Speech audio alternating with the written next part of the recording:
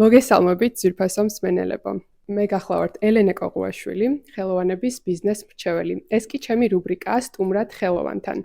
დღეს სტუმრად გახლავართ ბატონ რამაზ რაზმაძესთან, ყველასთვის კარგად ცნობილ ქართველ თანამედროვე უნიჭიერეს ხელოვანთან და შევეცდები, რომ დღევანდელი მისი სახელოსნოს ტურით გაგაცნოთ მისი შემოქმედება უფრო ახლოს. მოგესალმებით ბატონო რამაზ. მინდა რომ გაგვესაუბროთ თქვენს შემოქმედებაზე, კონკრეტულად აი ამ სურათზე, რა იყო თქვენი ინსპირაცია, როდის შექმენით და ასე შემდეგ. ეს იყო სიურრეალისტური პერიოდი.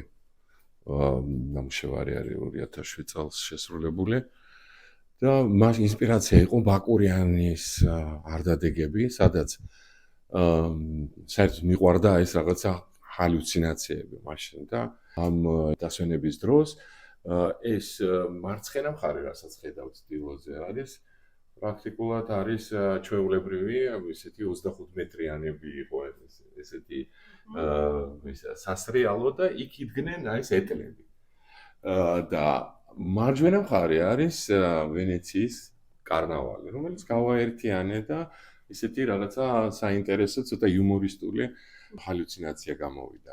და დანარჩენი ორი ნამუშევარი უკვე ამ სერიას დაემატა მოგვიანებით და არის აი ეს ჩემი წარმოდგენა ვენეციაზე. მე კი ვარ ნამყოფი, მაგრამ ნატურიდან არ არის არც ეს ნამუშევარი და ჩემი ვენეციის სერია არის, რომელშიც კიდე სხვა ნამუშევრებიც არის, ზოგი გაიყიდა, ზოგი აქ უბრალოდ არ არის წარმოდგენილი და